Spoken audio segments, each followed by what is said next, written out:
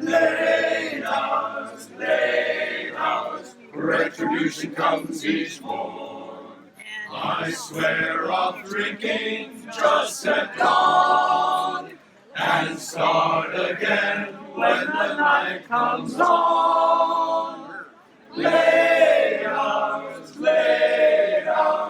I feel so sick and so forlorn. I sometimes wish I'd never been born. No, you don't want to be tested. All right.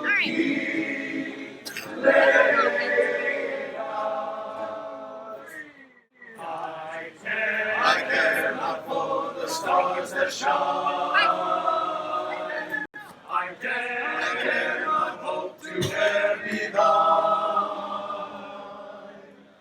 I only know I love you. Love me, and the world is mine. Love me, darling, and the world is mine.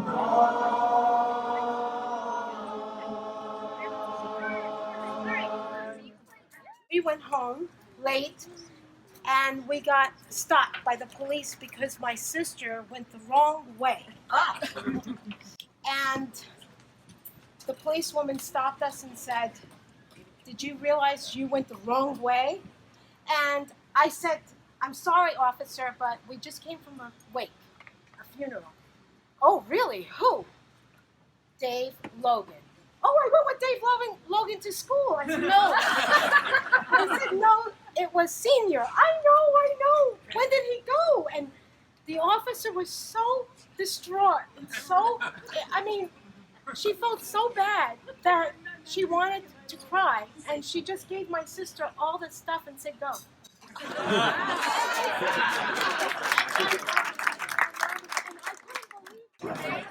So my name is Jim, and my Aunt Cynthia and Uncle David were a big part of our lives, particularly when we were younger. You see, my mom and Aunt Cynthia were first cousins. And I lived in Rhode Island for a good portion of my life, and I studied theater. And I knew that New York City was the place to go, but I was terrified to my toes. I was married at the time, and my ex-wife is here, and we get along beautifully. Love her to death. We were both getting ready to take that big step and move into New York City and try to build careers as actors, which is a daunting task. But I want to celebrate the robustness of David Logan, because when we came and stayed at this house for 2 weeks, my wife and I, and we were going to the city every day to find an apartment, to find a job, and to get our lives started. And I was terrified. I just was shaking in my shoes every single morning. But when we would come home to this house at the end of the day, Uncle David would say, "How did it go? Did you find an apartment? Right? There's this great Jim. You're gonna move into the city. You got a wife. She's beautiful.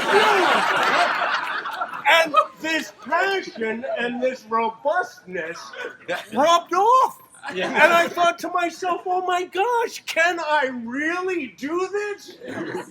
Yes! And I take my hat off to that man, because he taught me as a young man to go ahead and live robustly. And I'm grateful to him for that.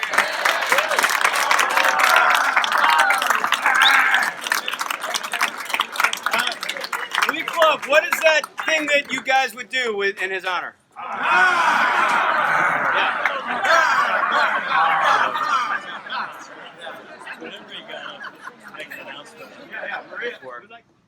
And my dad says to me one night, he goes, "You should have a party.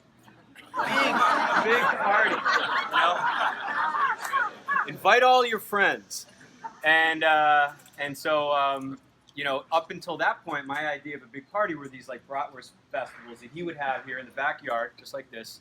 And so I sat down with a piece of paper and I wrote down, you're invited to Rocktoberfest, because I didn't know what else to call it, and so it was October, and I drew this picture of a guitar and went to school the next day, and I walked through these big doors of Pelham Memorial High School, and I handed out a few of these poster flyers to people, and I go home that day, and I come in the next day, walk through those big doors at Pelham Memorial High School, and I see this poster that I had handed out to all these people, but it's up on the bulletin board where everybody can see when they come into the school.